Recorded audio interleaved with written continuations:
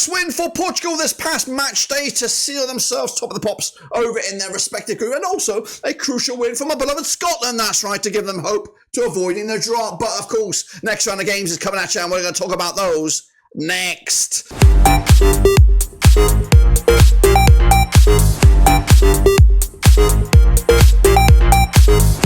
That's right, folks, back once again with, of course, another prediction video coming at you of the Nations League. It's the final round of games over in this qualification competition. We'll take a look at it, all of it, in a second. Of course, if you're new where you've been, smash your subscribe on your one-stop shop for Nations League, Papa Rovers, World Football. We're all here under one Ruski. That's right, Spain also coming out with a big win last time around, but what will go on in the final round of games? Who, of course, secure their spot to promotion? Who, of course, will secure their spot to avoid relegation? We'll take a look at it in a second. Of course, if you're new, again, subscribe, smash your like, of course. Big shout out to the members and, of course, the patrons. Of course, you know who you are. Let's get into it. Of course, recap the results, bring it bang up to date with the tables, and, of course, look forward to the next round of games. Alrighty then, let's take a look back at those last round of games. Here they are in all their glory, and I did all right for myself in some games. Portugal putting five past Poland, 5-1 win to really show the quality. Ronaldo with a couple of goals in that one.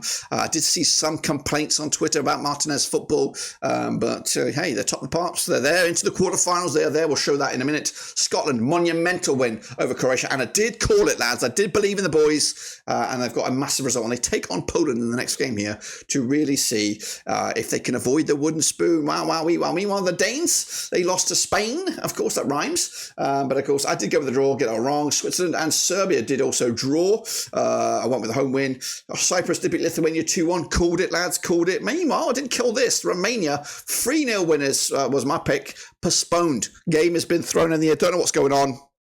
It was actually a walk-off by Kosovo. It was 0-0. They walked off in the last, I don't know how many minutes left of the game, but Kosovo really kicking up a stink about that. But anyway, enough about that. Meanwhile, Bulgaria, the 1-0 win over Luxembourg. The Northern Irish picking up a 2-1 over Belarus, and Gibraltar picking up a draw against San Marino to really shake up the tables a little bit. Here they are.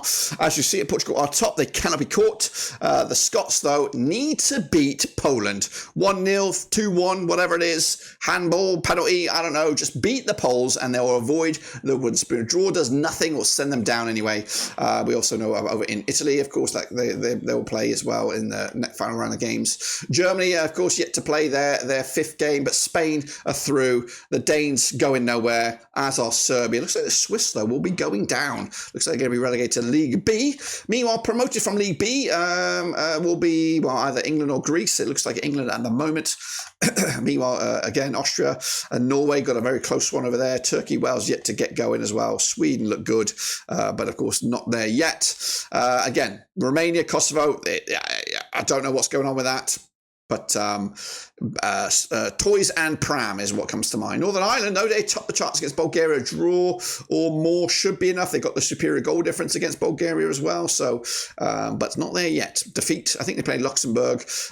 Meanwhile, down the bottom there, Gibraltar look good for a spot in the next promoted as well. But we'll see, of course. Anyway, these are the next round of games, and what a banger set of matches we've got. We've got Croatia, Portugal. We got Spain, Switzerland, and we got Romania, Cyprus, and more. So let's start with the top, work our way down, and let's get into it. Croatia will be taking on Portugal, coming out of the Stadion Pujan over in Croatia with Zlatko Dalic, the coach. They're on 50% form for them right now. They sit second, 7 points to them. They're not going anywhere. They'll be in League A next time around. The Portuguese, though, under Roberto Martinez, 75% form for them right now, unbeaten the last 5. They are top, 13 points to the name. They have played Croatia 9 times since 1996. 1 win for Croatia, 7 wins for Portugal. There's been 1 draw between the two sides. They did play each other in the reverse fixture on match number 1. It was a 2-1 win for the Portuguese.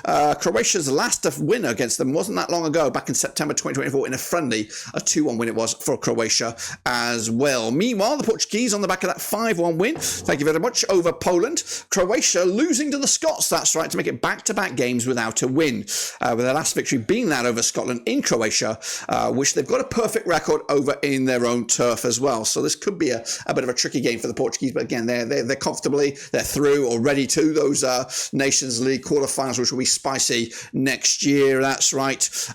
We do have odds, I believe, on this game. Do we have odds? Or don't we? Yes, we do have. 11-5 is your Croatia, 9-4 is the draw, 30-10 is your Portugal. It looks like the Portuguese are favoured here. I think I'm giving it to them as well. 2-1 win. That's right. Portuguese taking it to the house. That is right. Next up we go Monday, November the 18th. It is Poland against my beloved Scotland. Michael Probiec up against Stevie Clark at the National Stadium over in Warsaw with Christian Dinget, the referee for this match. Poland, though, winless in the last 4. They are third, 4 points to the name, up against the Scots. Back-to-back games now without a defeat. Of course, they played each other 5 times since 2014, 1 win apiece and 3 draws. It does, right here, right now, without looking at more data, it does smell like a draw here, which would not be good enough for the Scots. However, the last time they played, it was a 3-2 win for Poland in Scotland. So they got a bit of revenge on their thing. The last time Scotland did win was in Poland, of course, back in March 2014. There's been 3 draws at the last 4 between these two nations, of course, in qualification phases. So they are pretty even, I would say.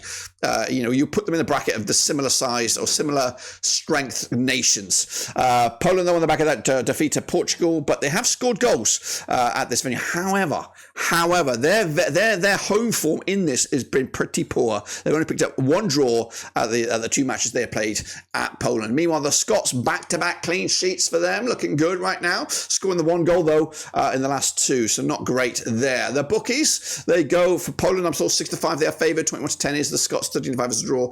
A draw, not good enough. A win for Scots is what I need. Do I back my boys? Am I a little bit deluded?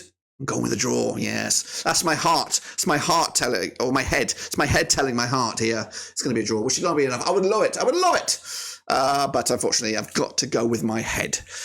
Meanwhile, Serbia will take on the Danes, that's right. That's coming up on November the 18th as well. Serbia under Dragan Stojkovic, they are third with 5 points to them, just 1 win in the last 6. They're on 42% form for them right now. Up against Denmark under Kasper Hulsman, they are 42% form for them right now. Winless over the last 3 matches. They are second with 7 points. Cannot really catch Spain, so they're going to be at least trying to maintain their second spot at the Dubrovka Stadium. That's right, in Serbia. Played 5 times in 2014. 4 wins to Denmark, nothing for Serbia. There's been 1 draw, of course. The reverse fixture, match number 2 in Denmark. It was a 2-0 win for the Danes, and they also played each other over in the Euros back in June. It was a 0-0 draw. In fact, the Danes have yet to concede a goal against Serbia in the last 4, and only conceded a goal against them once in the last 5. Serbia, though, on the back of that draw against the Swiss, they have also yet to concede a goal, Serbia, at home in this qualification in the All Nations League, drawn with Spain, picking up a win against Switzerland. This will be tricky for the Danes, who do come into this on the back of 3 games without a win, losing to Spain twice, and only drawing with Switzerland as well. The only wins for the Danes have been at home.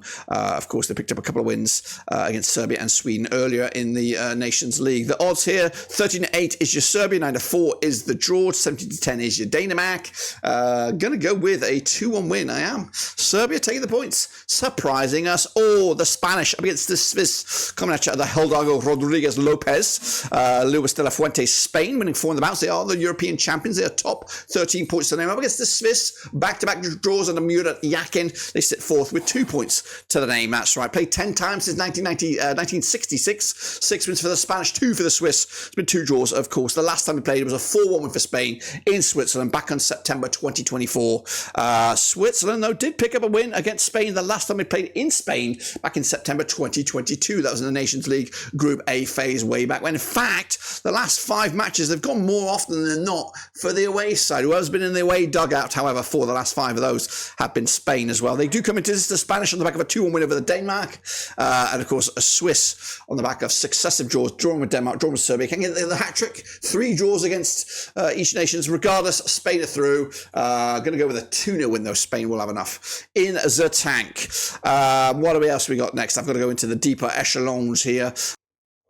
Next up, we have the naughty boys, that's right. It's Kosovo up against Lithuania coming out of the Fadi Folkri Stadium, that's right. Kosovo didn't finish the game against Romania. A lot of disputes and grumblings going on about that game. They're coming into second at the table with 9 points out of a possible 9. 50% form for them right now over the last 6. Lithuania, though, winless in 6 under the legend that is Edagos Giannakonakinas, but they are bottom of the pile, of course, over in League C Group 2. They did play each other back in October. It was a 2-1 win for Kosovo way back when. Last time they were at this venue, though, or in Kosovo, was a 4-0 win for Kosovo in a friendly way back in March 2021. Kosovo with a 3-0 win over Cyprus. Again, perfect record thus far, but of course Lithuania on the back of that 2-1 loss to Cyprus. We have basic odds on this one. Kosovo are favoured here. Lithuania are the underdogs. Going to go with Kosovo, but who knows what's going to go on with that Romania shit that's still out there. So I'm going to go with a 3-1 win for Kosovo on this one. Next up is Romania, Cyprus coming at you over in League C Group 2. Of course, Romania sit top of the pops with 12 points of a possible 12. It looks like Cyprus, of course, 50% form for them right now. They're third with 6 points to their name. They played 9 times, these two nations, since 1966. 8 wins for Romania, nothing for Cyprus. There's been 1 draw between the two sides, of course. Taking place over the Arena Națională. Romania coming at you over with, of course, a 3-0 win on their record against Cyprus back in October. The last time they played in Romania, it was a 2-0 win for Romania back in August 2006. Cyprus do have, they got no wins, of course. They did have a penalty shootout loss against them back in 2011. Romania, again, that Kosovo game still out there, but of course, prior to that, a big win for Romania over Lithuania, and Cyprus with a big win themselves over Lithuania to give themselves some points in this League C Group 2. Of course, bookies here go in favour of Romania, Cyprus the underdogs, and that's where I'm going as well. 3-0 win, Romania too good. And of course, we look like they're going to get promoted to League B, which I think they belong in League B. They might even belong in League A, to be honest with you. Let's get into the next one then, shall we? It is, it's an important one. It's Bulgaria. They're going to be taking on Belarus, coming out in League C Group 3. Bulgaria under Iliev. They have 58% form for them right now, just 1 defeat in the last 6. They sit second with 8 points to the name. Up against Belarus under the stewardship of Carlos Alos, the Spaniard. 42% form for them right now, just 1 win in the last 6. They're on 8 times they've played since 2007. 4 wins for Bulgaria, 3 for Belarus, 1 draw between the two sides. That draw was last time back in September. Matchday number 1, Belarus 0, Bulgaria 0. In fact, Belarus unbeaten against Bulgaria the last 3, pick up a couple of wins and 1 draw. In fact, just 1 goal conceded against them in the last 3. Belarus, though, losing to Northern Ireland most recently. Bulgaria picking up a win over Luxembourg, of course. But the bookies will go with Bulgaria. They are fancied here, quite handsomely so. Belarus, the underdogs, going to go with a 2-0 win. Unfortunately, Belarus taking the L and Bulgaria taking the win. And then moving on, same group, also crucial game is Luxembourg. It is Northern Ireland, of course, coming out over in League C Group 3. Luxembourg winless in the last 6. They sit 4th with 2 points to the name up against Northern Ireland. Just 1 defeat in the last 6. They top with 10 points to the name. Again, promotion. They're looking like for promotion right now, but a draw or more does it, I think. Played 5 times since 2012. 1 win for Luxembourg, 3 for Northern Ireland. It's been 1 draw. Taking place, though, over at the Stade de Luxembourg. Luke Hullitz, the coach for Luxembourg, up against Michael O'Neill's Northern Ireland. They did play each other earlier in the campaign over in Northern Ireland. 2-0 win it was for Michael O'Neill's boys back in September. Luxembourg's one and only win was back in 2013. 3-2 win it was over in Luxembourg soil. Luxembourg, though, on the back of success, they were a loss against Bulgaria. They've only scored the 1 goal, have Luxembourg, in this qualification phase, or the Nations League phase. Northern Ireland scored 7 goals. In fact, they haven't conceded a goal since they lost to Bulgaria on match number 2. So 3 games, 3 clean sheets, looking good as well. The bookies will go with Northern Ireland on this one. I've gone with a 0-0. Gone with a 0-0. A point might be enough, should be enough, but it's a bit wild, a bit blazing, you know what I mean? And then, of course, we were going to wrap this sucker up with, of course, a trip to Liechtenstein, everyone's favourite. Liechtenstein taking on San Marino on the 18th of November at the Rheinpark Stadion. Liechtenstein with Konrad Fustruck is the coach right there. Liechtenstein, 42% form for them, just 1 win in the last 6. Against San Marino, 1 win in the last 6. They're on 25% form for them. They sit second, 4 points. Liechtenstein third, 2 points. Played each other 6 times since 2004. 3 wins for Liechtenstein, 2 for San Marino, 1 draw between the two sides. Last time they played, it was a 1-0 win for San Marino in San Marino back in September 2024. The last time they played in Liechtenstein, it was a 0-0 draw back in October 2020. Liechtenstein, they've got to win against them. In fact, they've just lost once against them over the last 4.